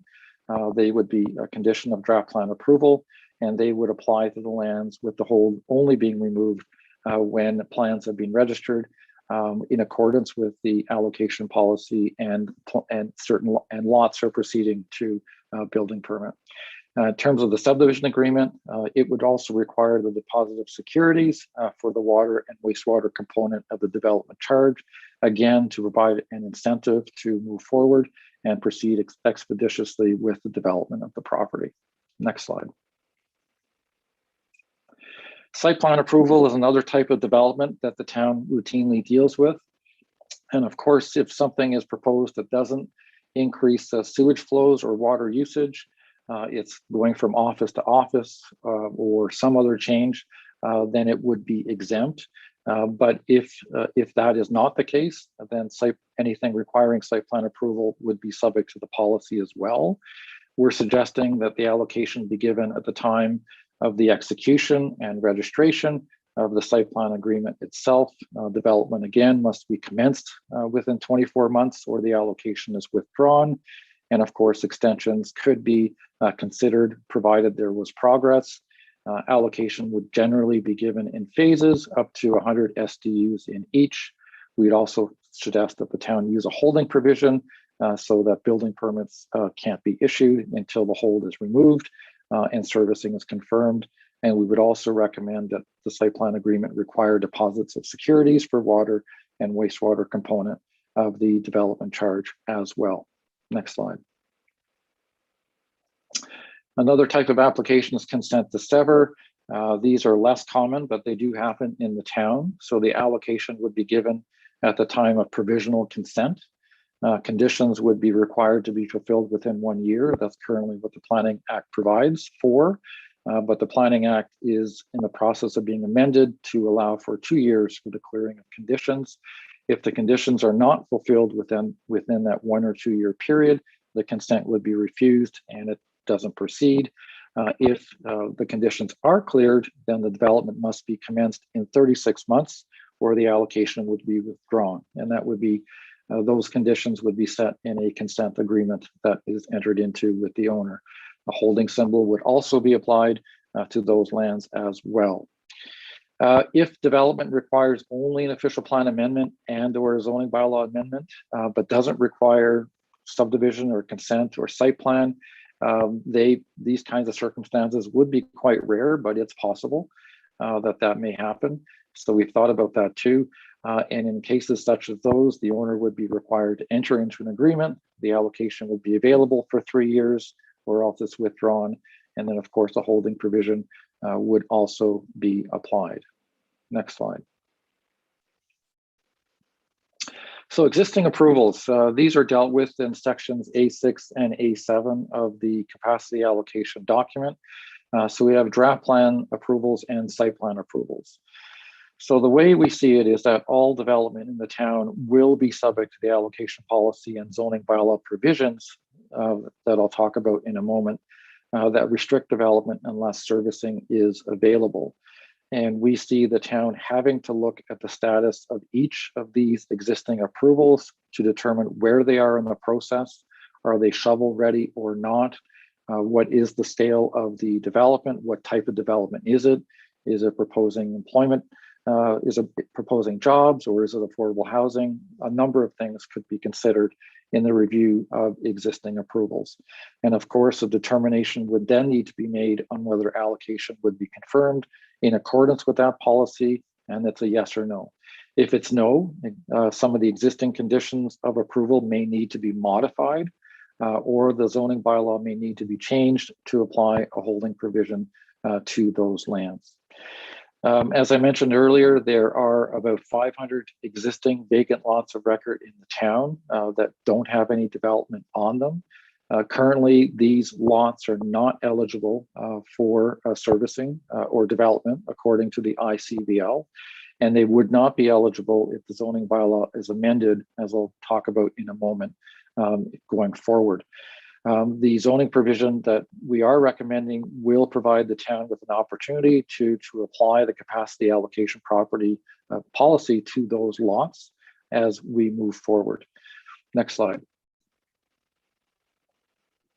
So the criteria part is probably the most interesting part of the document as far as these documents can be interesting or not.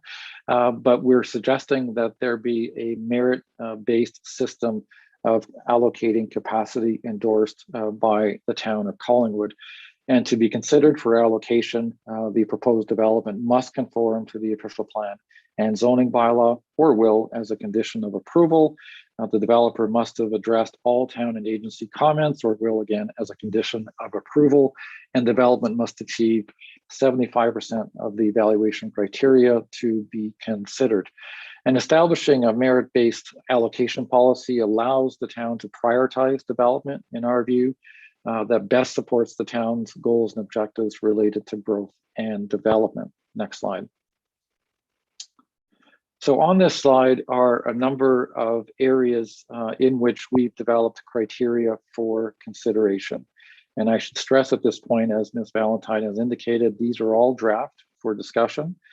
We do anticipate there being quite a bit of input into the criteria we've come up with, and we're certainly looking for your input as well this evening. But there are many different ways to approach it, and this is our first cut at an approach in the town of Collingwood. So what we've done is we've created a number of areas of interest, and they are on this page as mentioned. So under the efficient use of land and orderly development basket, if we can put it that way, we've got criteria like whether the lands are in the built boundary or not. So if you're in the built boundary, then you get points for that because it's in the public interest to support development in your built up area as opposed to other parts of the town. Does the development include a mix of land uses? Yes or no? Does the development represent an orderly and sequential expansion of the community outward from the existing built up area? Again, that's a yes or no. That really is designed to avoid making decisions on scattered development. You want development that is compact and close to where existing development is. Is the development transit supportive based on density and proximity to transit routes? Does it facilitate the development of a brownfield site? So these are the criteria we've identified within this basket. Within the conservation and sustainable development basket, we've identified a number of criteria. They include, does the development include low impact sustainable development? As it relates to water efficiency, I think that would be a given in any development in the town moving forward, but we thought it was a good idea to include it on the list. Will the development achieve LEED, Energy Star, or other similar certification as determined by the town? Will the development incorporate green development standards? Will the development facilitate the transfer of natural heritage lands into public ownership or land trust? And these would be lands that are taken by the town or others that would be in addition to what would be required through the Planning Act, through a normal Planning Act process. So again, points would be given for each of these things and they would be counted up and totaled. Within the infrastructure and public utilities basket, we've included a criteria that deal with the completion of required key infrastructure, such as road connections that are really necessary to finish an area, other connections dealing with water and sewer that are also necessary to complete an area so that development is occurring in an orderly manner. And in addition to that, we've come up with a criteria that deals with the provision of public facilities beyond those facilities that are required to be provided by legislation. So is a developer going up above and beyond and providing something that the town wouldn't otherwise get through a normal Planning Act process? That includes park improvements, new park construction, development of trail systems with access to natural heritage lands, streetscape improvements, and so on. So there is a certain element of incentive being built into the merit-based system, particularly in this criteria. Under the economic development basket, obviously, if jobs are proposed, that's obviously positive. So we've included a criteria that deals with that. In addition, development that enhances the downtown or a main street is also positive, and we think points should be given if that occurs as well. Attainable housing is a significant issue, as we all know, both in the town of Collingwood and across Southern Ontario. So we've included a number of criteria that get at that issue. So if the development includes affordable housing units, points would be achieved for that. If they propose innovative housing solutions in their development, that would merit some points. If rental housing is proposed, that's a good thing. If it includes seniors, community or special needs housing, that would be recognized as well. And developments that include a mix of housing, which with one housing type comprising no less than 10% of the total units, we think that points could be given for that as well. Under the community impacts and benefits, we've got some other criteria. Does the application preserve sites or buildings of historical interest, for example? Will it facilitate the removal or improvement of a land use conflict? And then lastly, timing of development, always a key consideration. And of course, the extent to which a development is shovel ready is a key consideration and is something that we've also included. So the maximum number of points that you could, I guess, get is 100 for residential and 75 for employment. And you would need to achieve at least 75 on the residential side and 60 on the employment side in order to move forward. Again, this is draft. There may be other ideas on what the minimum requirements should be, and I'm certainly happy to hear your suggestions about that. Next slide. In terms of the other sections, Section A9 allows for the town to reserve capacity for government-led projects. So what we've seen in other circumstances is that the town reserves a certain amount of the capacity for things that may happen that are of interest to them, so that there is a reserve available for those decisions. Section A10 requires the tracking of all permissions given, and that reporting occur every 6 months. That could change later on as capacity is improved in the town, but at this point we're thinking it's every 6 months. And then Section A11 sets out that the town's zoning bylaw will be amended to protect the town's interest, and I'll talk about that on the next slide. Next slide, please. So one of the key things that we're recommending the town do, it's a very simple change that we think needs to occur, is your zoning bylaw should be amended to implement Section 34 sub 5 of the Planning Act. And this section in the Planning Act allows municipalities to pass bylaws that restrict development unless municipal water and wastewater services are available to service the use. And when this particular provision is in your bylaw, then your chief building official is not obligated to issue a permit unless there is confirmation of servicing. If this provision was in your bylaw, you may not have needed to pass an interim control bylaw, to be frank, because that would have been the stopgap measure that would have been relied upon by the town to deal with existing development permissions. It's a very common provision. It's very well used in the province of Ontario. I should note that if the town passes a bylaw along these lines, and that bylaw is appealed by any party, the ICBL will extend beyond the end date of April next year until both the ICBL and the zoning bylaw are dealt with by the Ontario Land Tribunal. So this is intended to ensure that the product of the land use study is also dealt with at the appropriate time. Next slide. We've also got a number of recommendations with respect to your official plan. Your official plan is in the process of being updated, which is great. There are some good draft policies in that document that we've reviewed.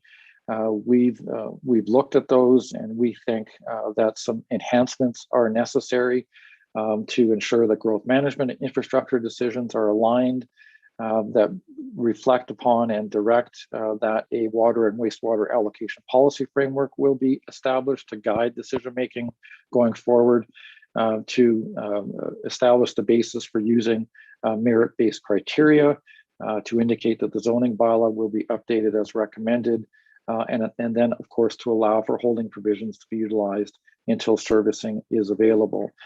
We've looked at your existing official plan and what is being proposed, and it is my opinion that changes are not required to your official plan to allow you to pass or endorse a allocation policy framework that's outside of the official plan. And we don't think the official plan needs to be updated to provide the basis for amending your zoning bylaw as recommended to include that servicing provision that I discussed. There is some discussion about restricting how long draft plan approvals can be extended for. And as I mentioned on an earlier slide, it may be for only 1 year beyond the 3. If that's something the town wishes to consider, that may require a change in your official plan to provide that ability to make those decisions. But that's a discussion point probably for another day. But I don't think your official plan needs to change. The reason why that's important is because it takes a long time to change an official plan, as you very well know, and it will conceivably take until the middle or end of next year for even the plan you're working on now to actually be finally approved. So that's why it's important to make this distinction or to make this judgment early on in the process so everyone is aware. Next slide. So in terms of next steps, we are proposing 2 sessions on November 23rd. We did include a very experienced facilitator on our team. His name is Glenn Potier. We've already had 1 meeting with him to discuss how these sessions will run. So we are proposing a session with the development community on the afternoon of November 23rd, and then a session with the general public during the evening of the 23rd. We're suggesting at this point that there be 10 days available after those sessions for submissions. We would then be making changes to the water and wastewater allocation policy in early December. And then our target is to meet with council in December to present the revised water and wastewater policy, and then suggest and recommend at that time that a public meeting be held in January to deal with the zoning bylaw amendment. That would be a statutory meeting under the Planning Act. 20 days notice would be required before that meeting could be held. And then of course, staff would work on preparing, on looking at how all of this would be implemented between January and April when the interim control bylaw actually expires. So I know there was a lot of information in that presentation, but there's a lot to think of clearly. So now is the time for any questions or comments, and thank you very much for the opportunity to speak this evening. Well, thank you very much for that thorough report and explanation. Before I turn this over to the committee, are there any members of the public, Deputy Clerk Dahl, who might want to address the committee? Thank you, Chair Hamlin. If there's anyone wishing to speak to this item, please press the raise your hand feature. And there's no one wishing to speak at this time. All right, so I'll read in the recommendation at this time that staff report P 2021-35, interim control bylaw number 2021-024, draft land use planning study recommendations for public consultation be received, and that best practices and draft land use planning study recommendation documents attached as appendices A and B be endorsed for the purposes of public consultation, and further that public consultation, including a development community session, be scheduled. Can I have a mover and a seconder? Yes, thank you. That's Mayor Saunderson and Councillor Jeffrey. Thank you. So who would like to start this off? Councillor Jeffrey, thank you. Thank you very much, Chair Hamlin. So I did send my question ahead to staff, to Director Valentine. I thought the report, as dense as it was very easy to follow given the interviews or session time we had with former interim director Glenn in terms of what to expect and what we were trying to address in this. So the only thing that hit me in reading when I came to the I call it the grid, but the land use points that we just went through categorically. And because I'm a numbers girl, I thought, great, all the way through. And then I got to the end and you only had to get 75 out of 100. So it occurred to me that every development could skip attainable housing and community benefits and get the points they needed to proceed with an allocation. And that kind of bothered me because I don't think that should be able to happen. And again, I don't know what the solution is, but I was thinking that would a minimum point structure within those 20-point categories or other categories be prudent or to consider, or would it even work? That at least we're hitting some minimum standards between the priorities that are really important to the community. And I would suggest attainable housing is one of those. So I don't know if there's an answer, but that's my question as to how that could be achieved or if it could be. Thank you. Mr. McDonald? Yes, through you, Chair Hamlin, that's a great point. And it's something we'll certainly look at. You know, if the town believes that affordable housing is the #1 issue, then considerable focus can be put on that criteria.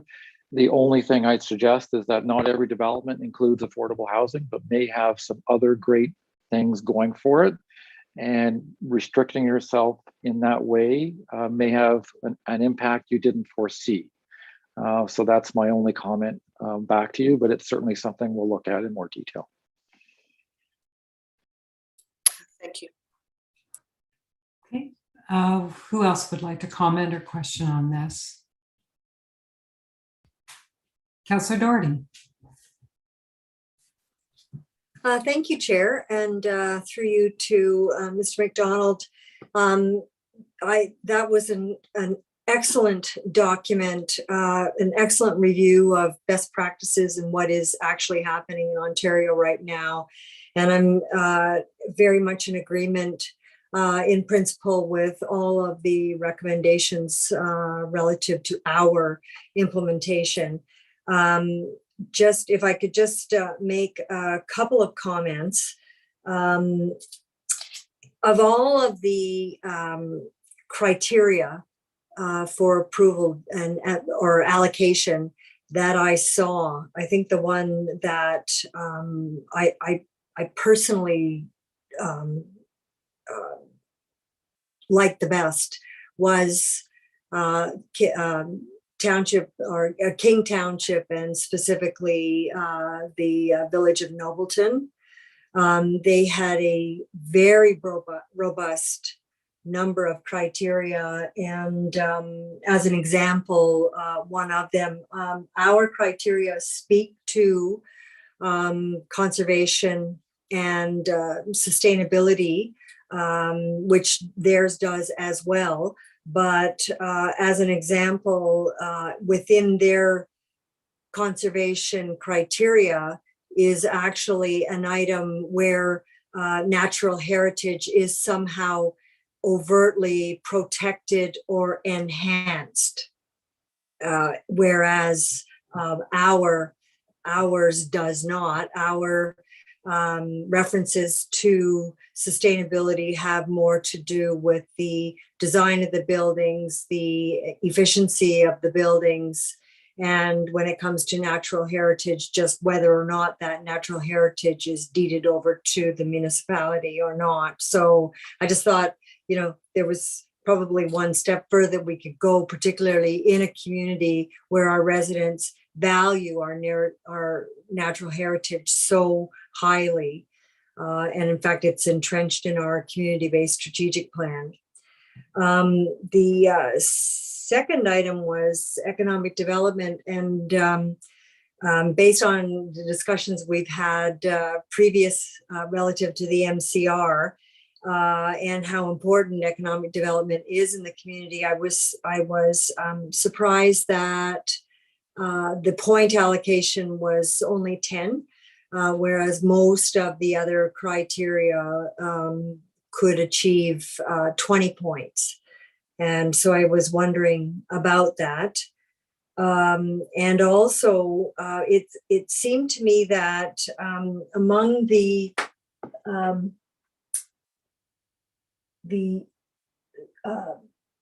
point or the potential to earn points in economic development, one could be added, and that is that the application or the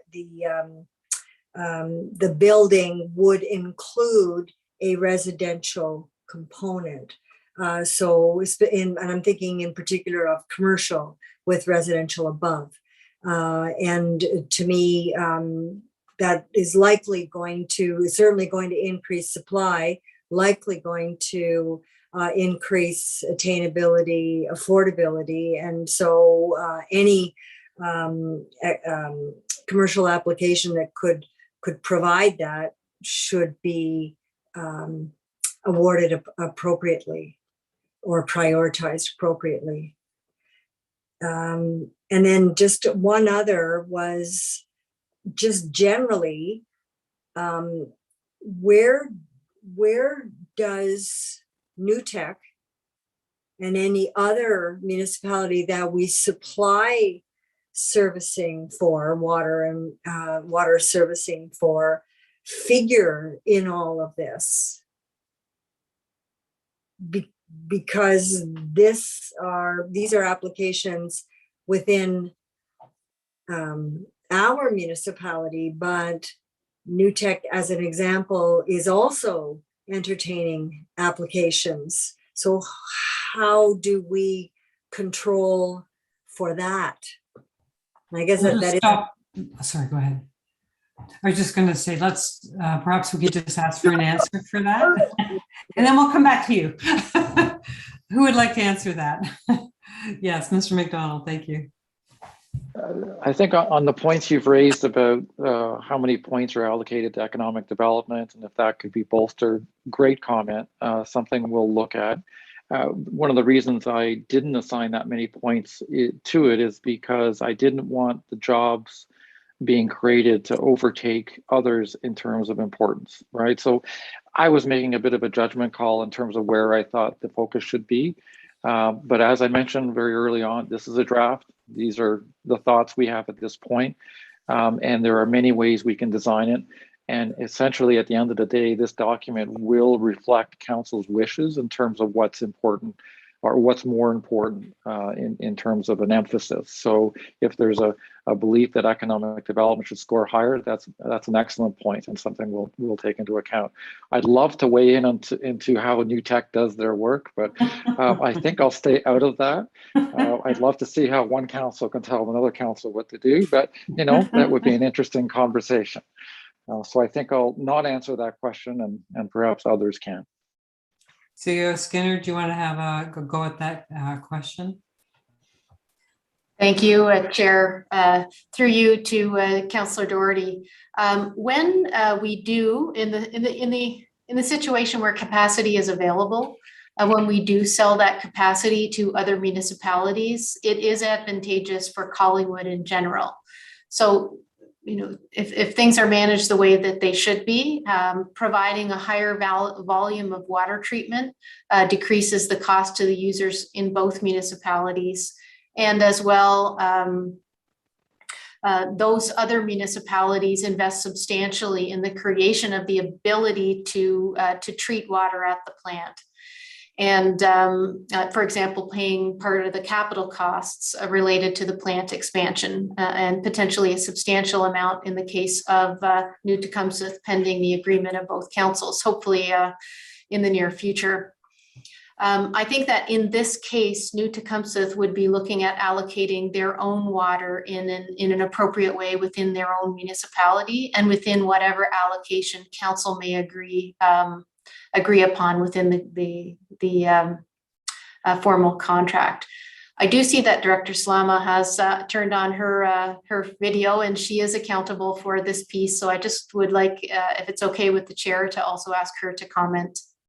Thank you. Go ahead. Thank you, Chair Hamlin. I think CAO Skinner spoke to the items that came to mind for myself. So at this time, I don't have anything to add. Okay, thank you. Did you have a follow-up or other questions, Councillor Doherty? No, thank you. That's great. Thank you. Okay, thank you. Mayor Saunderson, you're next. Thank you, Madam Chair, and thank you to Nick and the consultants for this excellent report and the discussion we had earlier.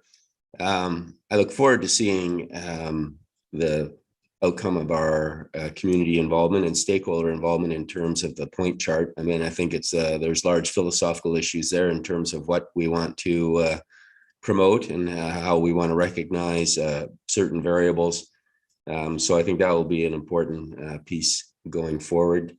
I guess wanted to do just comment, I guess, on how we got here and going back to April 26th when we passed the interim control bylaw. I think we had 27 delegations that night telling us how the sky would fall down and we would freeze development. And I don't think we've seen that happen. And I think we've heard tonight a good map forward in terms of the steps we have to take in terms of amending our bylaw 2010-40 to make sure that we've incorporated that reference to section 34 sub 5 to give us a stronger foot to stand on. We've also seen that this policy framework, why it needs to lie outside of our official plan and complement our official plan, and also the need to have some cross references with the official plan to allow us to be nimble enough to change our allocation framework without having to undertake an official plan review. But I think it's important for our community to understand that these changes are important for us moving forward on our planning to make sure that we're promoting and approving projects that will contribute to sound and thought out planning principles understanding that it's not just first past the post anymore, that there is now a framework for us to look at and assess building projects to make sure that they are needed in our community and are working towards the vision that our community has stated that they want us to pursue through the strategic plan. So while the ICBL process it was not a normal planning process, I think it has generated for us many good things moving forward. And we've seen as well that development has continued and that the number of building permits is on course for year to date for last year and previous years. And while at the same time allowing us to really assess what needs to be done in our community to make sure that we can move forward with a sustainable planning model. And sustainable means many things, from affordable housing to the economic development to promoting green practices. And certainly it would be lovely to see stormwater harvesting going forward so that we're not flushing toilets with purified water and that we're making sure that we're doing things responsibly.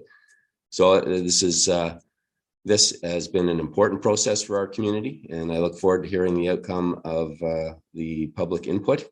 But I think that come January, when we are able to implement this allocation framework and lift the ICBL, we will be moving forward, and we will be doing it with a way that monitors the capacity we have with the building permits we have online, and with those semi-annual reports to council in terms of what has been allocated in any given year. I think will be extremely helpful for councils moving forward, but also for our community to understand the type of development that we're seeing on our books and what's moving forward.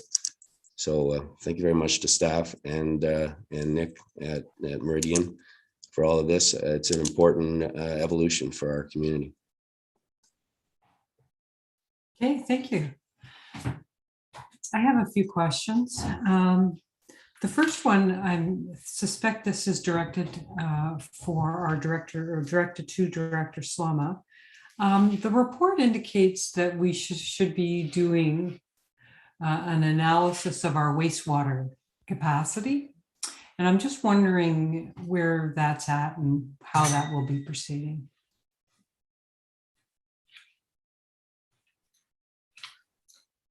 Thank you, Chair.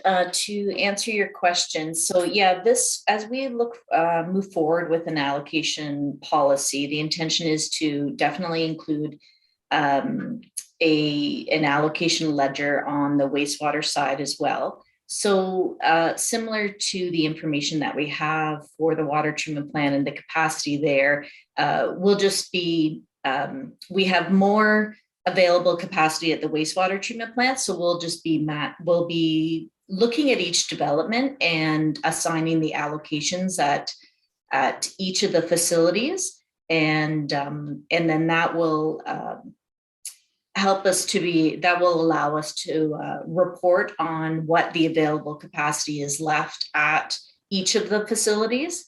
Is that answering your question? I think so. And Okay. I think there's always a review ongoing about how much capacity is now in our wastewater system. I think the development community's concerns, of course, will be we don't get into the same situation with wastewater that we found ourselves with water. Yes, absolutely. Yep. So that's the intention, that as we move forward with this, we didn't want it to just include water. We wanted to make sure that we were establishing a framework that we could use for both water and wastewater allocation as we look at the developments. Okay, thank you. Mr. McDonald, I was wondering, when you went through the different kinds of development approvals and when allocation would be granted, how condominium developments would fit into that. I noticed you didn't specifically reference that. And we're getting a lot of interest in our community now with higher rise condominium projects. And we've always had a lot of interest in townhouse condominium development, and that will continue. So I'm just wondering when allocation would be considered for those kind of projects. Great question. Condominiums are obviously becoming much more common. Oftentimes with high-rise product and townhouse product, the plan of condominium itself is not created until a certain number of units have actually changed hands, and it's usually 75% of the units in a given development. So those developments would be proceeding through site plan approval. So we would apply the site plan approval criteria or timing of allocation to those developments. There are some nuances with the vacant land condominium product, and I know Ms. Valentine has considerable experience with those in her past position, so she could probably speak a little bit more about that. But for high-rise and townhouse, where you actually see physical construction occurring, we see the site plan and the execution of the site plan agreement at the time when allocation would be given. Okay, thank you. I noticed that in terms of the points, timing of development was given, 15 points. Is that important? I'm just sort of wondering, given our ability to, presumably, as you've just explained, the policy we won't be allocating until they're at a certain stage of development, and there'll be a rather short sunset clause. So maybe I'm just leaving for your thought. I don't need an answer now, obviously, but whether we need to have 15 points for timing of development, because I would love to see more points allocated to community benefits. Because there's, having read through all the different examples for the municipalities that you were kind enough to summarize for us, I could see lots of use, whether it be for future discussions around protected bike lanes or performing arts center contributions, or there's all kinds of things that every community in ours, would love to see. Also, I was wondering, some of the criteria, and another one that I just made a note of was the efficient use of land and orderly development. And I'm wondering if that is the kind of thing that we are able to control through our new official plan. Will we need to allocate points to it? Because I don't know what our new official plan looks like, obviously, so I can't, but you hear my question. Thank you. Through you, I guess an answer. That's a very good point. Your new official plan will provide much more guidance on this particular point. And with that guidance requiring development to be orderly, all development should be orderly. What we were trying to get at is whether that development was a natural extension of where development is today, as opposed to it being the next concession over or a kilometer away, because I think there is merit to supporting development that organically grows your community, as opposed to it being happening all over. So that's what that's trying to get at.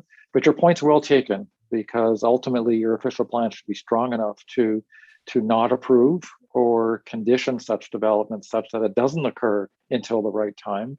So it may not be necessary to have this criteria in your allocation strategy. Very good point. We'll consider that further. Thank you. On terms of the economic the employment lands issue and the development of that, I just wanted to mention that I believe our municipalities a little more out of balance than maybe others in terms of we have a heavy weighting on our residential tax base.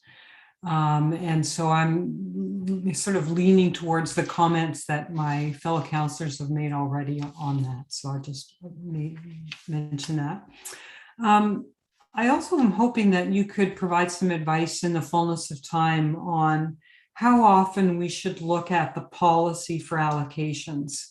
And I mention this because probably 2 years ago, we wouldn't have given such emphasis on affordable housing, and things seem to change very quickly in the world we live. And I just would like you to think about, because whether we could have something sort of baked into the policy that would require council to review it on a regular basis, whatever you think that time should be.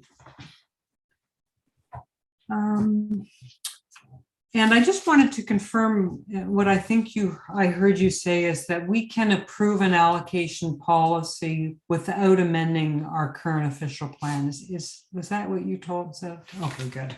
Yes, that's absolutely so correct. good. Okay, thank you. And then just lastly, and this is really more of a comment to staff, I'm hoping that in terms of the actual circulation of this report, it's sent to our active transportation committee, because I know that, or I would hope, I guess, that they may have some comments on what appropriate community benefits might be. And also to our affordable housing task force. And I guess we voted to have their work continue. I don't know whether they would consider it necessary to meet to consider this, but at a minimum, it should be circulated. And also, I would hope that the report could be sent to the Collingwood Climate Action Committee and to the Blue Mountain Watershed Trust. I'm sure these are already on your list, but these are the ones that came to mind during the presentation today. And those are all my comments. All right. So I guess at this time, oh yes, Councillor Doherty, go ahead. I'm so sorry, Chair. There was one other item that I forgot to ask about, and it may actually be covered in our new official plan or our comprehensive zoning bylaw, but it's some of the municipalities that you reviewed assigned weighting for meritorious urban or architectural design.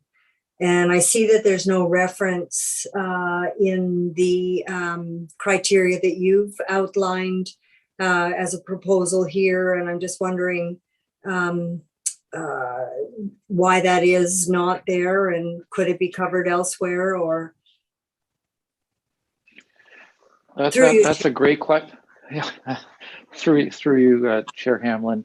That's a great question. What I was trying to avoid is including too many subjective criteria, because urban design is in the eye of the beholder. And I suppose if you had very specific urban design guidelines that were requiring certain elements or architectural elements in certain parts of the town, you would apply those guidelines, and it would just be something that developers would have to comply with. So why would you give them points for something that they would have to comply with anyway? So I was trying to avoid creating circumstances where it became a beauty contest. Well, I like that better than this, so this should get more points because I like it personally. I was trying to come up with things that were more measurable. Number of affordable housing units. Is it rental housing? Yes, no. But certainly I'm more than happy to look at that and see if that can be included in some way. Thank you. Thanks. Okay, so at this point, I think we're ready to vote on the recommendations before us. All those in favor? And that's carried unanimously. Thank you. So the next item on the agenda is the minutes of the Collingwood Heritage Committee meeting of October 18, 2021. I'll read in the recommendation that the minutes of the Collingwood Heritage Committee meeting held October 18, 2021 be received, and the recommendations contained therein be approved. Could I have a mover and a seconder, please? Councillor Jeffrey and Councillor Doherty, thank you. Would the committee members have any questions or comments? All right, seeing none, we could vote on this recommendation. All in favor? And that's unanimous. Thank you. There are 3 items on the consent agenda tonight. I'll read in the recommendation.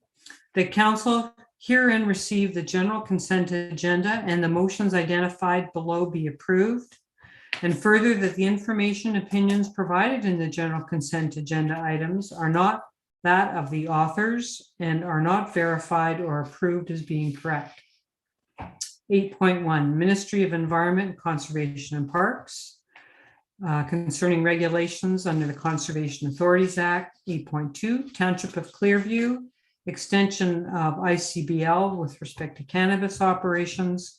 and 8.3 NVCA board highlights, October 22nd, 2021.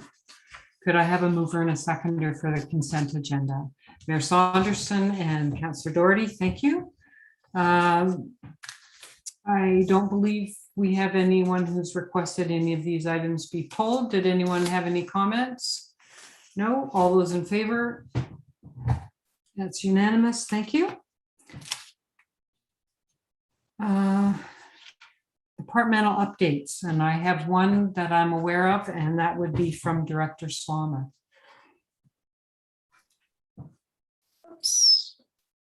Thank you, Chair Hamlin. Yeah, I just wanted to mention the transit study review and optimization study, which was presented at Development and Operations Committee last month in October.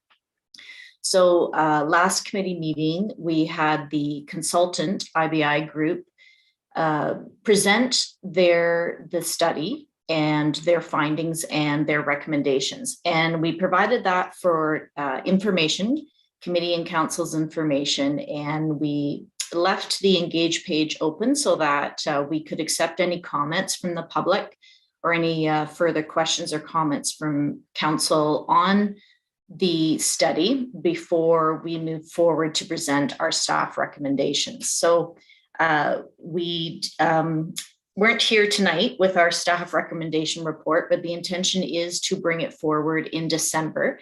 To date, we all have only received comments from one council member. So I just wanted to remind the committee that we are interested in getting any kind of feedback. In particular, right, one of the recommendations is to move the service to a completely on-demand service. So this is a change, would be a change for our community. And we're curious to know, or we're interested in knowing, you know, what council's and the public's comments are with respect to this change. You know, is this going to be viable for Collingwood? What are some of the ways that we can make it viable for our riders? What kind of impact is that going to have on our ridership? So again, the consultant has, you know, looked at the data and provided their recommendation and the reasoning behind that recommendation. But yeah, just wanted to mention it again. We're asking if comments could be provided before November 19th. And again, the intention is for staff to bring a report with our recommendations forward to council in December. And that's all. Okay, thank you so much. Thank you. Are there any other departmental updates this evening, Deputy Clerk Dahl? Thank you, your chair, Cameron. I am not aware of any unless Director Valentine has any she'd like to bring forward. Okay, so, oh, no, okay, good. And are there any public deputations this evening? Thank you, Chair Hamlin. If there's anyone wishing to speak to the committee today, if you could please press the raise your hand feature at the bottom of the screen. And there's no one wishing to speak this evening. Thank you. All right, would there be any other business from members of the committee this evening? Seeing none, we have reached the happy time of the evening when Kathy Jeffrey will move an adjournment. Thank you. All those in favor? Okay, thanks so much, everybody. Good night.